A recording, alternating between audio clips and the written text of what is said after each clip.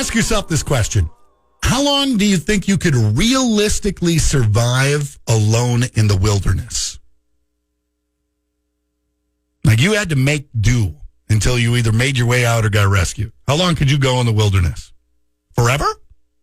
Hats off to you. Till your backpack ran out of granola bars and Fireball? Probably a little bit more realistic, like, I don't know, 2-3 days, something like that. Average American believes they could survive 16 days alone in the wilderness. That seems like a long time. That's a half a month. That's 2 weeks worth of work and a weekend thrown in there alone in the wilderness. You'd have to build your own shelter. I think I could manage maybe building my own shelter. It depends on, what kind of tools you got with you. There's a lot of what ifs, ands, and buts there. But I think I could pull off maybe building shelter and then foraging for berries. Yeah. Well, see, that's where I know enough to be dangerous.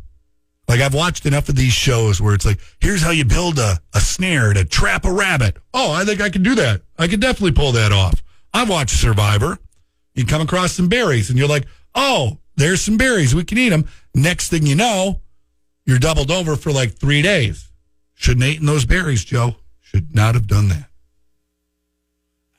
I would like to think I could make it maybe 5 days. Find enough and then give up. I'd probably give up at that point in time. The closest I've ever come to roughing it was way back when we were teenagers. Me and a buddy of mine went up to the Boundary Waters canoe area. The only way to get around up in northern Minnesota is by canoe. And you got to do a lot of portaging, where you take your canoe over land to a different lake. We had a cooler, filled it with meats and cheeses and breads and snacks. So we were set. We were going to go for like a good 5-day stretch of just camping and fishing and eating until one morning we woke up and evidently we forgot to secure the cooler. And there was a large contingent of crows or some kind of other winged bird. Most of them are winged.